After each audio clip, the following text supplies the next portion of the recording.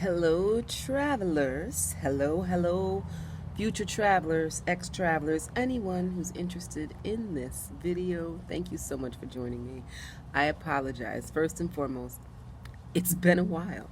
It's been a while since my last video, and I do apologize. But look, do you see?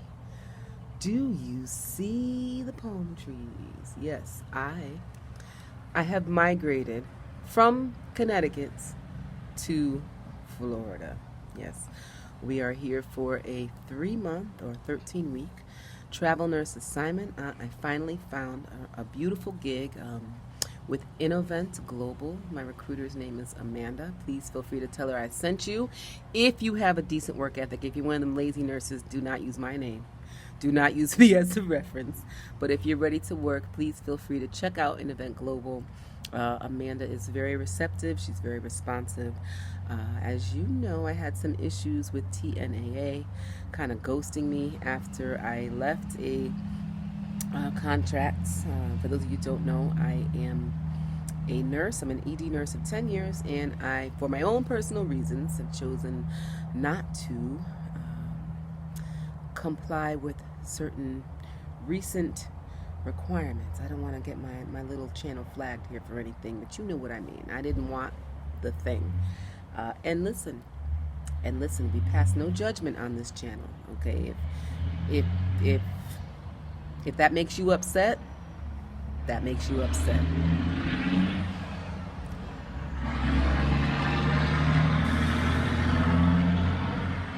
If you understand where I'm coming from, thank you.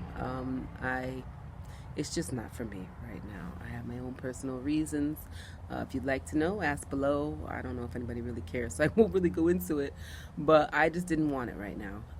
And I will advocate for it for my patients if they feel that that's what they want and that's what they discuss with their physician and they think that's what's the best and they think that's the best course for them. Absolutely. But for me, at this point in my life, it is not an option. So I came to Florida.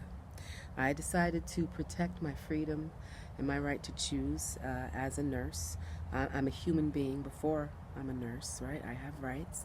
So I came down here. Thank you to Governor Ron DeSantis for keeping routes available for those of us who still want to practice and want to work without having to do something we don't want to do. Truly appreciate you and governors like you. I do feel, listen, all my neighbors down here in Florida, everybody's got a nice truck. All right, don't get it twisted. All right, Florida's the South, and everybody here got a nice truck. All my neighbors got trucks. Where I am, this part of Florida that I'm in is a little country. It is a bit of the South.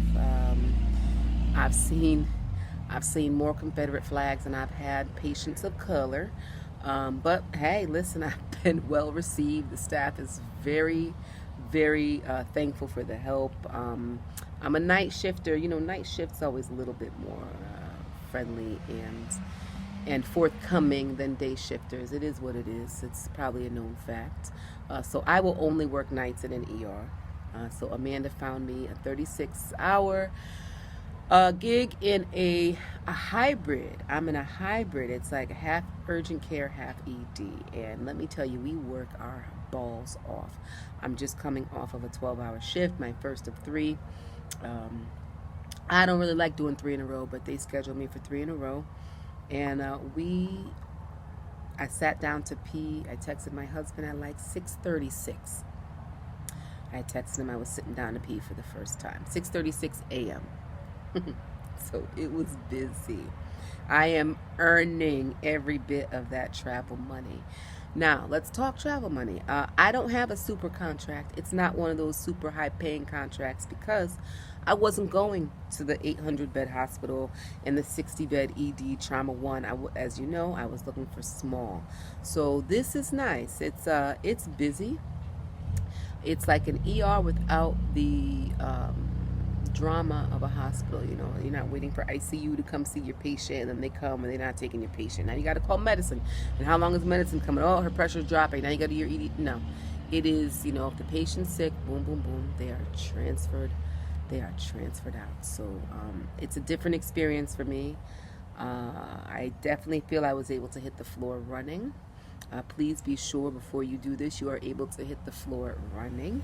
You don't want to be one of those humdinger travelers that comes in is a little bit behind the game. You want to definitely be 3 steps ahead of everyone, and that's how I work. My biggest tip to anyone who's starting to travel, I'm sorry, they're doing construction next door. They're building another apartment complex, so that's where all the trucks are. I apologize for the noise. So yeah, my biggest advice to you is find a recruiter that you jive with.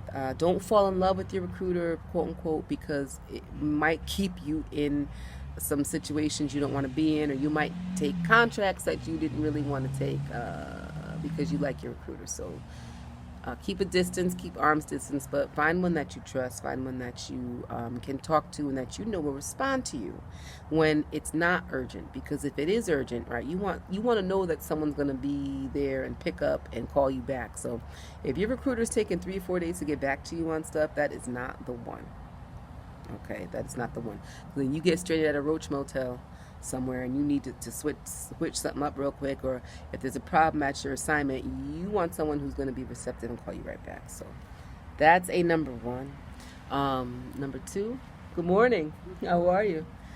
Number two, my biggest tip is find the toughest provider that you work with right now. That doctor that kind of puts a thorn in all the nurses' side because maybe they micromanage, maybe they're a little too fast, maybe they're on top of their shit, right? That's the doctor you see sitting in the chair whenever you come to work, no matter who's there. So until I know a certain doctor style, it's different in the ED because you have your physician right next to you.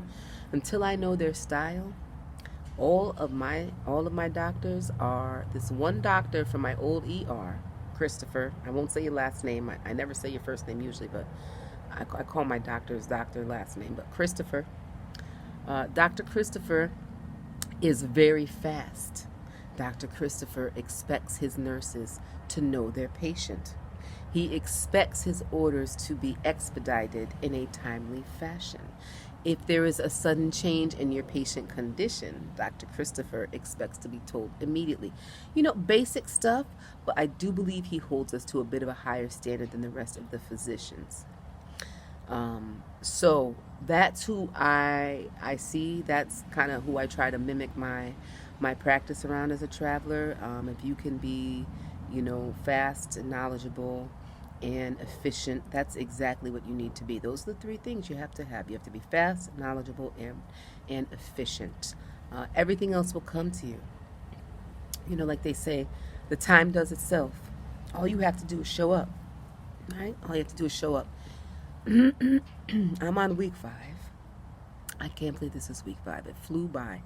And my apologies for not getting to you all sooner, but we really packed up our Jeep and just drove down here, and we're here for 8 more weeks.